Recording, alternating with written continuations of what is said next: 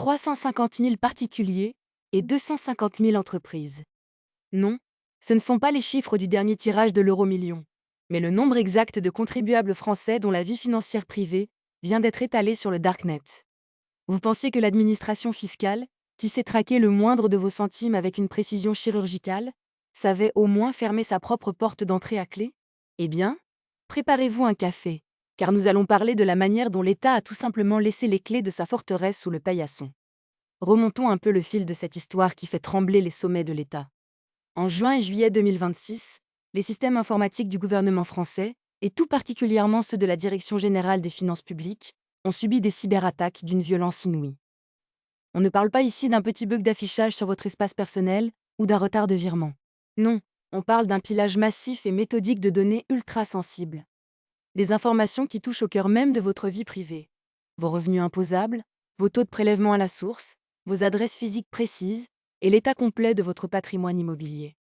Pour faire simple, tout ce que vous essayez de cacher poliment à votre voisin de palier est désormais potentiellement accessible en quelques clics.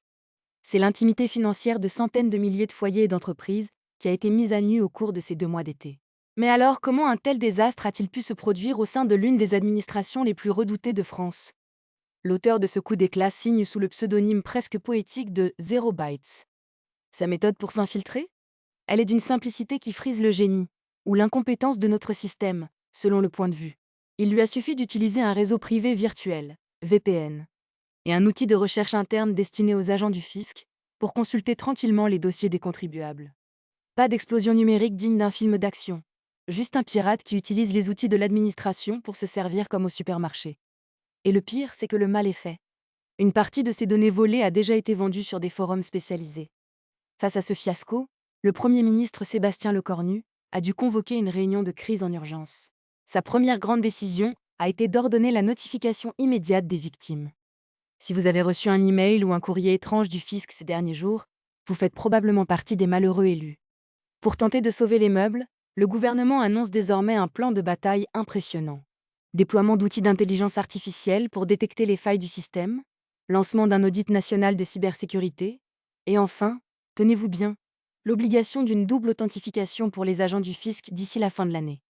Oui, vous avez bien entendu, en 2026, alors que le moindre adolescent utilise la double authentification pour sécuriser son compte de jeux vidéo, l'État français découvre à peine cette technologie pour protéger les données fiscales de millions de citoyens. C'est là que réside toute la splendeur de notre système moderne. On nous impose, à nous citoyens ordinaires, des règles de sécurité de plus en plus strictes, des mots de passe à 16 caractères avec caractères spéciaux et reconnaissance faciale pour la moindre démarche administrative. Mais quand il s'agit de la sécurité globale de l'État, un simple accès VPN mal protégé permet à un hacker solitaire de piller des centaines de milliers de foyers. Cette attaque n'est malheureusement pas un cas isolé, mais s'inscrit dans une tendance lourde et inquiétante de multiplication des cybermenaces, visant directement les agences gouvernementales françaises. On réalise soudain que la grande muraille numérique de l'État ressemble plutôt à une passoire bienveillante, où les décisions de sécurité ne sont prises qu'une fois, que les cambrioleurs sont déjà repartis avec les bijoux de famille. Alors, avez-vous reçu cette fameuse lettre d'alerte du gouvernement dans votre boîte aux lettres? Partagez votre expérience dans les commentaires. Cela m'intéresse de voir l'ampleur des dégâts parmi notre communauté. N'oubliez pas de vous abonner et de cliquer sur la cloche pour ne pas manquer notre prochaine enquête, où nous analyserons comment nos autres institutions gèrent, ou plutôt subissent, la sécurité de nos données personnelles. À très vite.